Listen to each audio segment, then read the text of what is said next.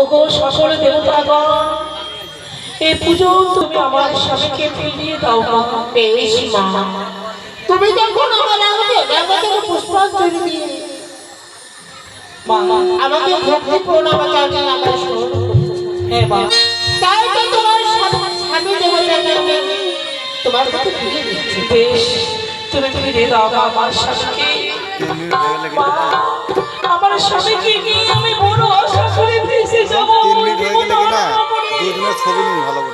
আমি আমার শ্বশুর ঠাকুরকে কথা দিয়েছি মা, আমি আমার শাশুড়ি মাকে কথা দিয়েছি, আমার আমার স্বামীকে আমি ফিরিয়ে নিয়ে আসবোই আসবোই। তুমি চিন্তা করো না। তবে আমার